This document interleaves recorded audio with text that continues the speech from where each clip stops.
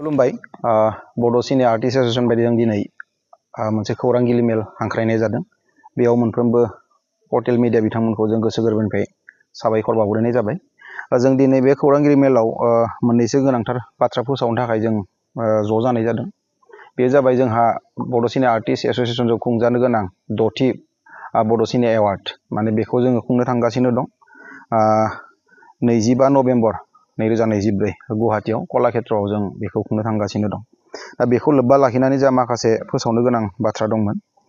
जोंहा बै जानो गोनां जिथु 6थि बड' सिने आर्टिस्ट सिने एवार्ड बेखौ लोब्बा लाखिनानै देग्लाय जोङो मोननैसो गोदान कम्पिटिशनखौबो लाफानाय जादों।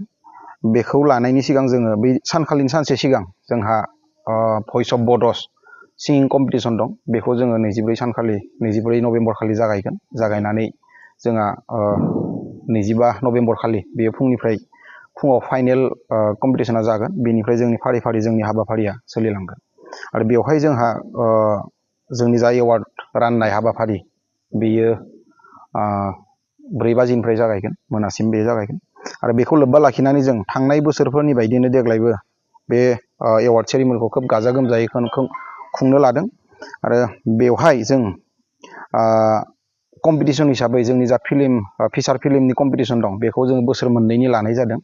बे जाबाय 2023 आव ओंखारनाय फिल्म आरो 2024 आव ओंखारनाय फिल्म।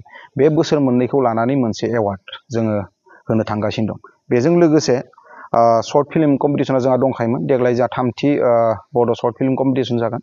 आरो जों देग्लाय बोसोराव मोननै इभेन्ट्स कम्पिटिशनखौ जों बारायबावनाय जादों। बे जाहैबाय आदार देन बड' लेंगुवेज बेनिबो जोङो मोनसे शर्ट फिल्म कम्पिटिशन लानाय जादों। एन्टायर नर्थ इस्ट इण्डिया जोंनि नर्थ इस्ट इण्डियाआव जेसेबां भाषा दं बिसोरनि थाखाय जों मोनसे कम्पिटिशन हगारनाय जादों। बेयाव मोनफ्रोमबो बर'नि अनगायै मोनफ्रोमबो रावनि शर्ट फिल्मखौ जोङो एक्सेप्ट खालामनाय जागोन। आरो एखे स्टाइलावनो जोंनि जिथु शर्ट फिल्म बड' शर्ट फिल्म कम्पिटिशन एखे स्टाइलावनो जों बेखौ खुंनाय जागोन। बेखौ जों देग्लाय बारायदेरनाय जादों। बे जागोन गिबि। आरो गिबि मोनसेबाव बे जाबाय बड' मिउजिक भिडिअ'। जोंहा मिउजिक भिडिअ'नि कम्पिटिशनखौ जों थांनाय समफोराव जों खुंनो हायाखैमोन। देग्लाय बोसोराव जोङो मिउजिक भिडिअ'निबो जों मोनसे कम्पिटिशन लानाय जादों।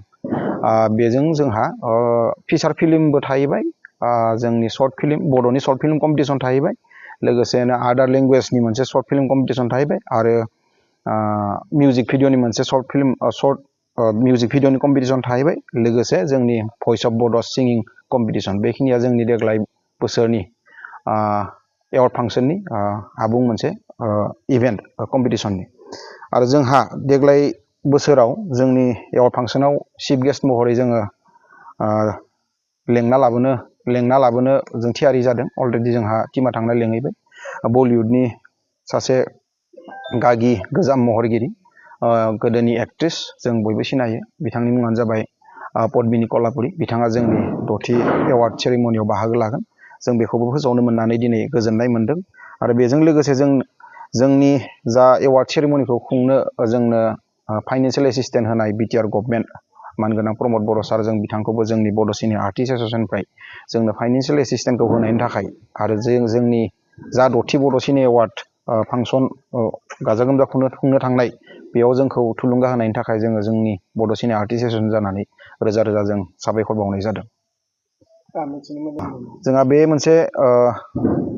जोंहा बे मोनफ्रोमबो एवार्ड सेरिमनियाव जोङो बर'नि अनगायैबो गुबुनखौ जोङो बोसोरफ्रोमबो मान बावबोनाय जायो। जोंनि बर' कालसाराव जिखिनिया नांथाबनानै बिथांमोना गोबाव सम कन्ट्रिबिउसन होबोबाय, बिथांमोनखौ जों गोदोनिफ्रायनो बेबायदि मान बावबोनाय जादों। आरो देग्लाय बोसोराव जों बर'निफ्राय जों रहिन्द्रनाथ ब्रह्म बिथांखौ जोङो मान बावगोन जोंनि सिने एवार्डआव।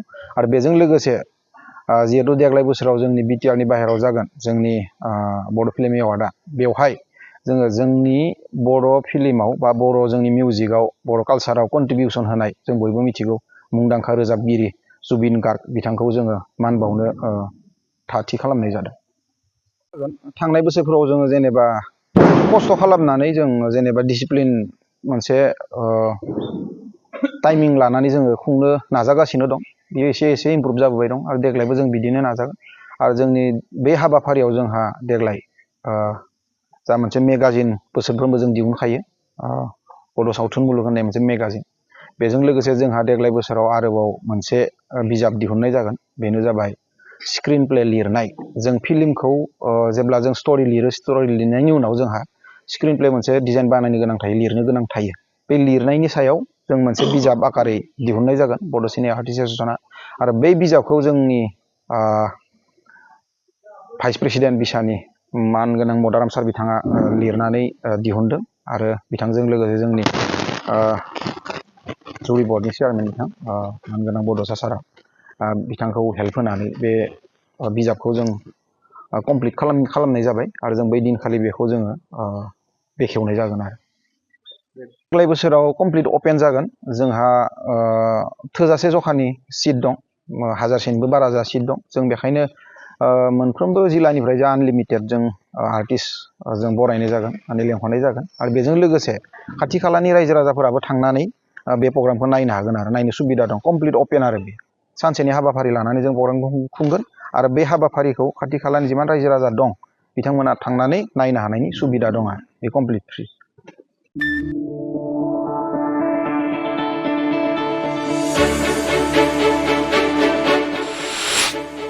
मोनसे गोजोनथाव फोसावथाय क'क्राझार सहरनि कदमतला जेबि र'ड फाग्ला बाबा मन्दिरनि साखाथियाव थानाय फर्चुना हन्डा श'रुमआ नोंथांमोननि थाखाय लानानै फैदों मोजांथार खाबु